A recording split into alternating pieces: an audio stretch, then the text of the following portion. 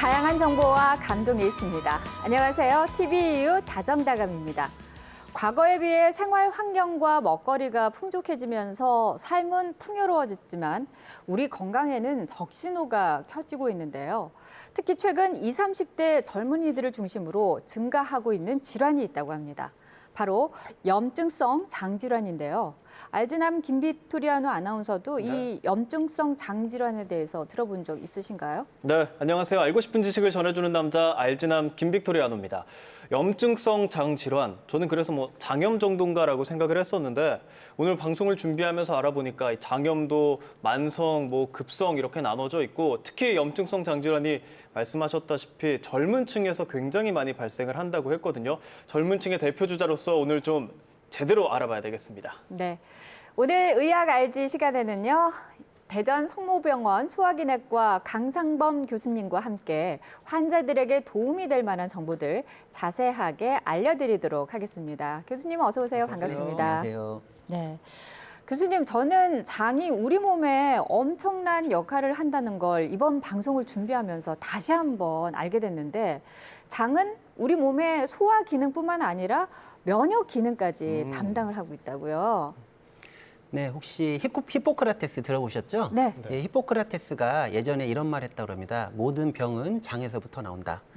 사실은 그렇기 때문에 일단 예전에 이제는 장이 단순하게 영양분 흡수, 배설 기능만 있는 것으로 알았지만은 최근에는 여러 다양한 연구를 바탕으로 해서 우리 장에는 수많은 면역 세포가 분포돼 있고 그런 다양한 면역 기능을 하는 것이 밝혀졌습니다. 네. 그래서 장점막의 투과도나 보호 기능에 이상이 생기면 다양한 면역적인 이상을 초래하고 또한 이제 최근에는 장내 미생물이 이제 우리 몸에 중요한 매우 그런 기능들을 담당하며 장내 미생물의 불균형이 발생하면 여러 다양한 질병이 발생하는 것으로 알려져 있습니다. 네, 장 건강이 무너지면 정말 위험하겠다는 생각이 드는데요.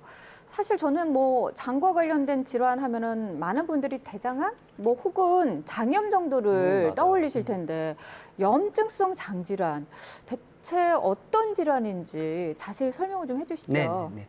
이제 염증성 장질환은 이제 장내에 원인 불명의 그런 비정상적인 염증 그리고 또는 궤양들이 발생해서 호전과 악화를 반복하는 질환을 말합니다. 즉 소화기계 모든 곳 입안에서부터 항문까지 모든 곳에 염증이 발생하는 질환인데요.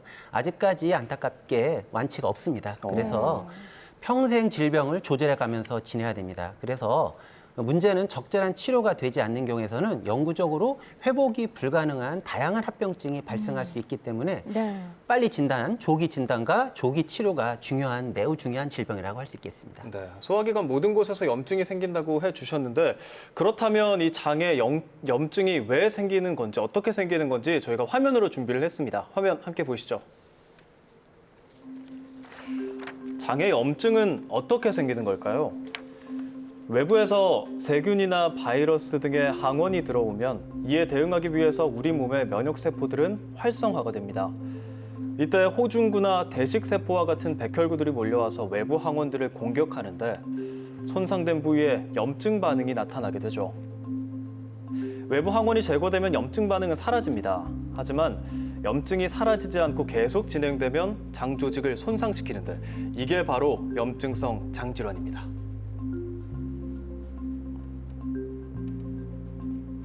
네, 사실 제 주변에도 이렇게 화장실 문제로 고민하시는 분들이 좀 있으시거든요. 맞아요. 이런 장질환이 제 주변에만 좀 이렇게 많으신 건지 아니면 주위에 과민성 장증후군 환자들이 많으신 건지 궁금한데요. 어떻습니까? 예, 이제 증상은 이제 좀 처음에는 되게 유사한 경우가 많습니다. 그래서 우리가 처음에 이제 생각해야 될 것은 이제 기능성 장질환과 염증성 장질환을 구분해야 한다는 것입니다.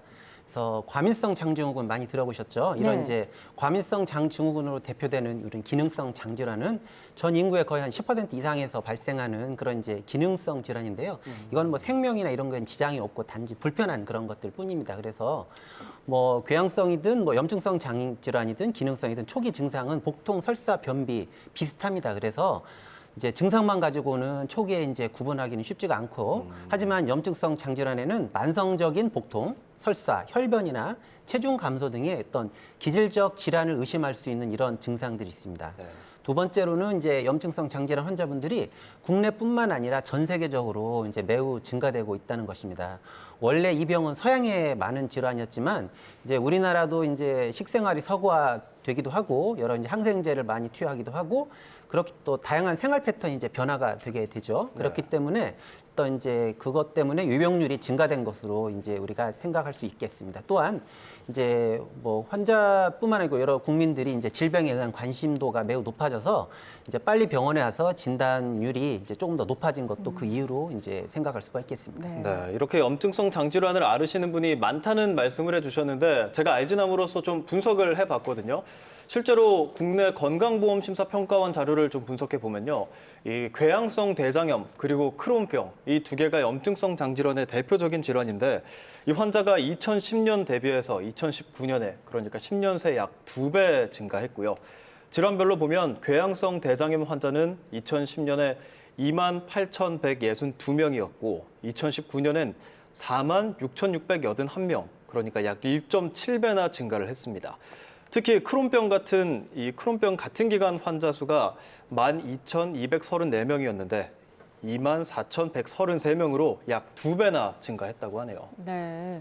교수님, 그럼 염증성 장 질환에도 여러 종류가 있을 것 같은데 지금 김빅토리아노 아나운서가 얘기한 궤양성 대장염, 크론병에 대한 언급을 했었잖아요. 장 질환이 그러면 어떤 종류로 나눠지는 건가요?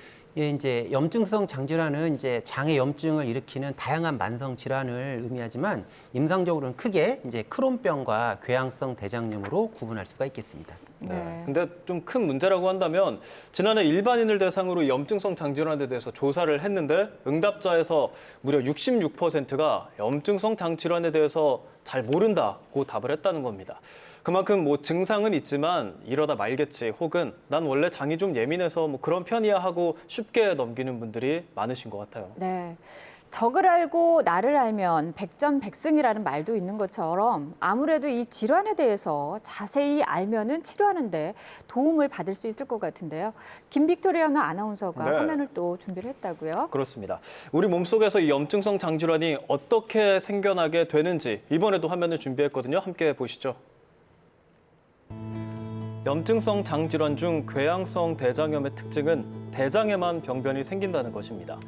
보통 직장에서 염증이 시작돼 위로 쭉 번지듯이 이어지는데 반면 크론병은 소화기 어디에도 생길 수 있고 염증이 띄엄띄엄 나타난다는 특징이 있습니다.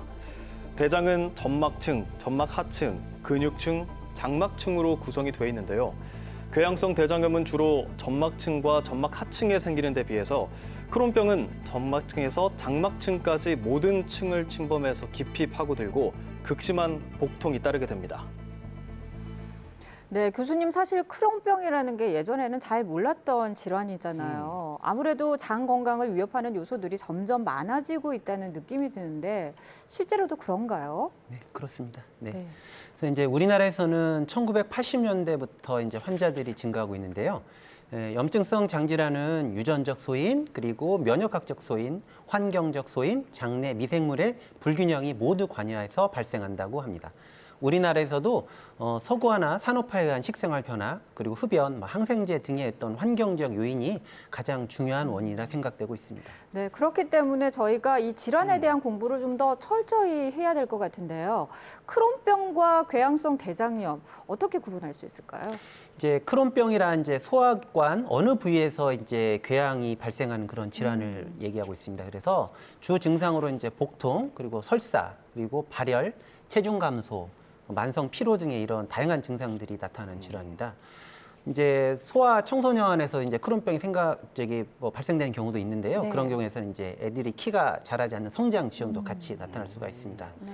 그리고 이제 이런 그 크론병은 여러 무서운 합병증이 있는데 이런 이제 염증이 악화되면서 장 폐색이나 장 천공이 이제 발생해서 여러 번 수술을 시행할 수도 있는 그런 무서운 질환입니다. 이제 또 중요한 건 이제 진단 과정에서 크론병 환자들의 약 4분의 1에서 치루나 항문 농양 같은 항문주의 질환이 첫 증상으로 발생할 수가 있습니다. 그렇기 때문에 재발성 항문 질환이 있는 환자분들은 주의를 기울여야 되겠습니다. 또한 궤양성 대장염은 이제 대장에만 말 그대로 대장에만 염증이 발생하는 질환을 얘기하고 있습니다. 그래서 주 증상은 혈변이나 점액변 그리고 이제 화장실을 또 계속 자주 가고 싶은 뒤무직 증상, 급변, 설사 등의 이런 증상들이 발생할 수 있습니다. 그래서 궤양성 대장염은 침범한 위치에 따라서 증상이 막 달라질 수가 있는데 주로 이제 우측 대장을 침범하면 주로 설사 이런 증상들이 주증상이고요.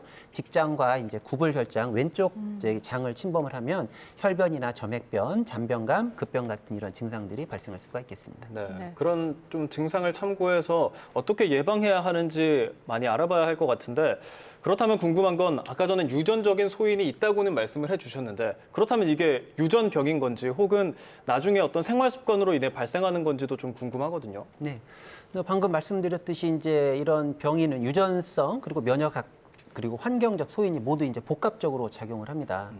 이제 환자분들이 걱정을 많이 하시는데 이제 내 아들은 내 그 자녀는 이제 뭐 그런 염증성 질환이 유전되는 게 아닌가 이렇게 하는데 사실은 유전병이라면 이제 그런 자녀들의 4분의 1에서 이렇게 이제 생기는 게 이제 유전병인데 사실은 이제 이런 염증성 장질환은 보통 자녀에서 1에서 2% 정도의 이제 발병률만 높아지는 것으로 알려져 있거든요. 그렇기 때문에 유전병은 아니고 유전성 소인이 있는 질환이다.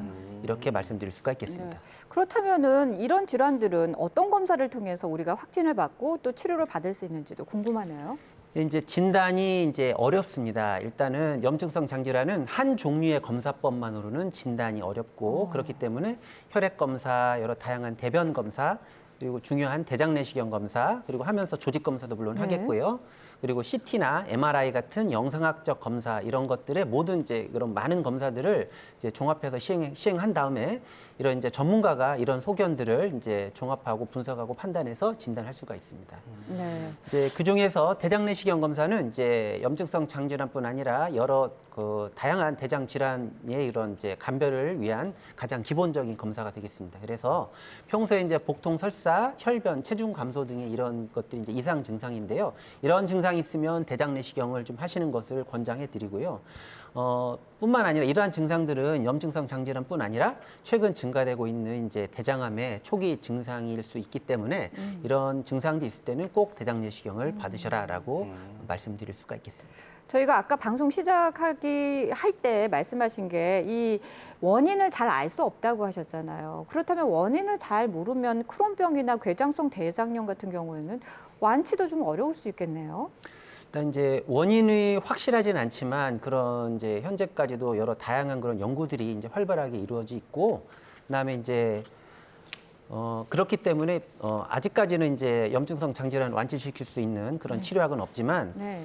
일단 이제 또 거꾸로 뒤집어 놓고 보면은 우리 주위에 이제 지속적으로 관리해야 하는 질병들이 이제 주위에 있습니다. 예를 들어서 뭐 고혈압, 당뇨병 이런 환자분들 되게 많지 않습니까? 네. 이런 질환들도 잘 관리되지가 않으면 뭐 심근경색, 뭐 뇌경색 그리고 네. 뭐 신장 기능 저하로 뭐 투석을 한다든지 이런 네. 이제 무서운 합병증이 발생하겠습니다. 그래서 이제 염증성 장질환도 고혈압과 당뇨병과 같이 환자 상태에 맞춰서 적절한 약제를 선택해서 잘 관리하면 이런 이제 아까 수술이나 이런 거를 하지 않을 수 있도록 무서운 합병증을 이제 예방하고 정상적인 생활을 할 수 있게 되겠습니다. 그래서 이제 실제적으로 많은 환자분들이 이렇게 건강하게 잘 지내고 있습니다. 네. 네.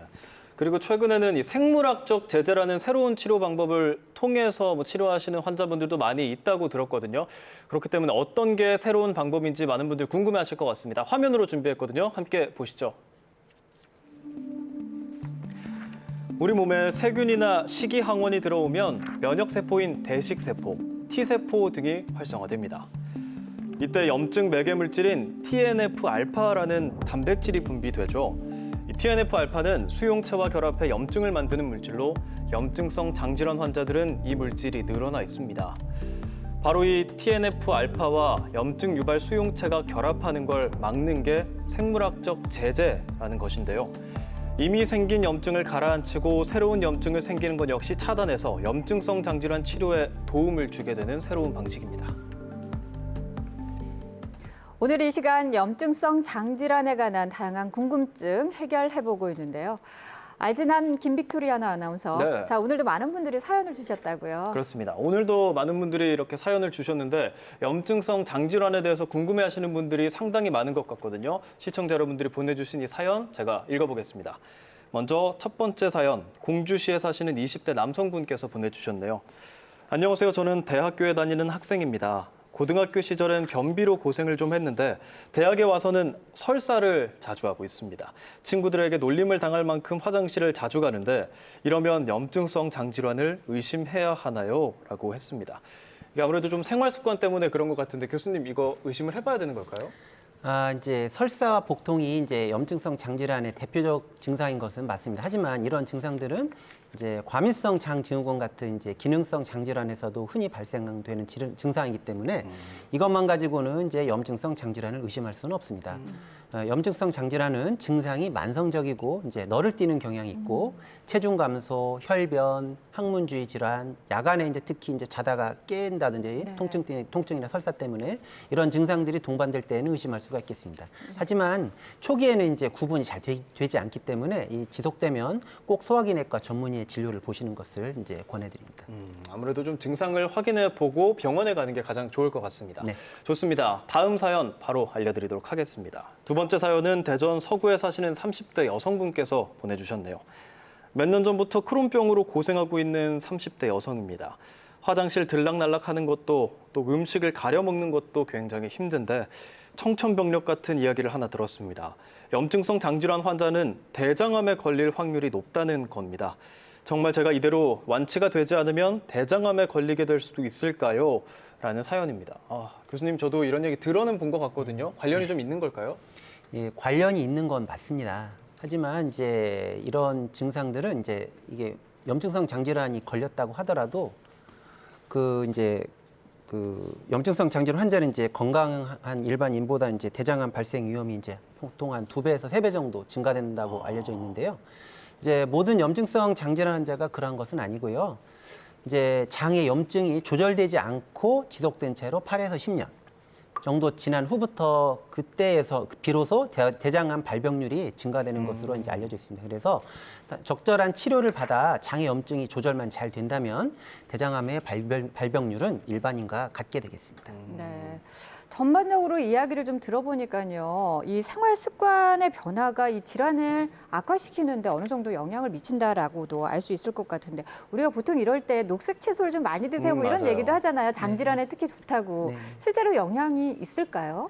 그러니까 이제 일반 이제 정상인하고 이제 크론병 궤양성 대장암 환자 이제 식이 조절은 좀 다릅니다. 네. 예, 그래서 이제 일반적으로 건강한 사람이나 과민성 장증후군 환자에서는 이제 채소가 섬유질도 많고 비타민, 무기질도 들어 있어서 도움이 되는 경우가 많아서 이제 많이 드시라고 하는데요. 네. 이제 염증성 장질환 환자 중에 이제 특히 크론병에서 소장에 이제 협착이 있는 환자분들이 계신데 이런 분들은 이제 섬유질을 많이 드시면 장 폐색을 일으킬 수가 있기 때문에 적게 드시는 게 좋습니다. 그래서 이제 염증성 장질환은 이제 또 질병의 활성도가 높은 활동기 그리고 이제 낮게 유지되는 관해기가 있습니다. 그래서 활동기와 관해기에 따라서 식이요법이 다릅니다. 그래서 일반적으로 이제 염증이 조절이 잘 되는 관해기에서는 특별히 가릴 음식이 없습니다. 네. 하지만 이제 그런 급성 활동기에는 이제 익힌 음식 위주로 여러 번에 걸쳐서 나눠 드신다든지 그리고 이제 단백질, 탄수화물, 지방이 적절히 포함된 이제 균형 잡힌 이제 소화가 잘 된 음식을 드셔야 되고 섬유질은 마찬가지로 피하시는 게 좋습니다. 그렇군요. 네, 장에 좋은 음식까지 지금 알아봤습니다. 저희가 오늘 염증성 장질환에 대해서 자세히 좀 배워보고 있는데 보시면 염증성 장질환에 대한 오해와 진실이라는 제가 판을 가지고 왔습니다. 이게 교수님께서 준비한 퀴즈인 거죠? 네. 네, 오늘 OX 퀴즈를 통해서 우리가 염증성 장질환에 대한 오해와 진실을 바로 만나볼 텐데요. 제가 하나씩 퀴즈를 떼보도록 하겠습니다. 먼저 첫 번째 퀴즈. 염증성 장질환은 전염이 된다. 일단 제가 맞춰볼게요. 저는 개인적으로 전염이 될 것 같거든요. O라고 생각합니다. 김숙경 아나운서는 어떻게 보세요? 네. 저도 뭐 이 염증성 장질환은 전염병은 아닌 것 같아서요. 저도 X세요? 저는 X라고 생각합니다. 저희들이 네. 답이 다른데 뭐가 맞나요? 정답은 X입니다. X. 예. 네. 설명을 좀 해주세요. 이제 염증성 장질환은 이제 면역 체계 이상으로 발생하는 자가 면역 질환으로 설명되고 있으며 세균, 바이러스 등이 일으키는 감염성 장염은 전염이 되지만 이제 염증성 장질환은 절대로 사람 대 사람으로 전염이 되지는 않습니다. 네. 그렇군요. 전염이 되지는 않았습니다. 제가 첫 번째는 좀 틀렸고요. 네. 바로 다음 거 뜯어보도록 하겠습니다. 염증성 장질환에 대한 오해와 진실 그 두 번째. 염증성 장질환은 스트레스와 연관이 있다. 이건 제가 느끼기엔 좀 쉽거든요. 저희가 동시에 한번 좀 네. 들어볼까요? 자, 정답은 저는 O라고 오, 생각하거든요. 네. O가 맞는 스트레스가 거죠? 보통 만병의 근원이라고 하잖아요. 예. 어떤가요? 그러니까 이제 사실은 이제 뭐 스트레스가 이제 악화시키기도 하지만은 스트레스가 또 연관이 없는 경우도 있고 그렇거든요. 네. 일단 이제 스트레스 자체가 염증성 장질환을 일으키는지에는 근거가 부족합니다. 하지만 염증성 장질환 환자분들은 완치가 없고 평생 관리하며 살아야 하기 때문에 정신적인 스트레스가 많고 스트레스로 인해서 2차적으로 증상의 완화를 일으킬 수가 있습니다. 네. 결국 모든 것은 좀 스트레스 때문이라는 것 알았습니다. 네, 좋습니다. 이제 세 번째 떼어볼 텐데요. 염증성 장질환에 대한 오해와 진실 그 세 번째입니다.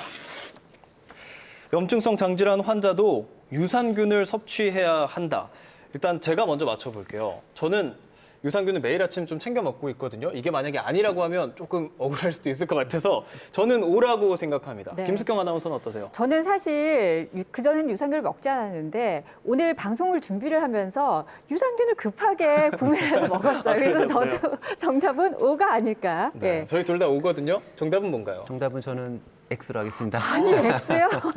예. 방금 김숙경 아나운서 저는 사셨는데 급하게 샀었는데. 왜 그런가요? 이제 사실 이제 여러분 그 유산균이라고 하는 거는요 어떤 유익균 프로바이오틱스라고 얘기를 많이 들어보셨을 네. 거예요. 이제 그거를 이제 우리 말로 번역을 하면 유익균 이제 우리 먹어서 유익한 균인데 그 유익균 중에서 그 한 가지 종류가 유산균이 되겠습니다. 그래서 그렇군요. 이제 사실은 이제 많은 이제 그 일반 분들은 이제 유산균 이퀄 유익균으로 이제 네. 같이 이렇게 알고 계시거든요. 틀린 얘기는 사실은 아닌데 네.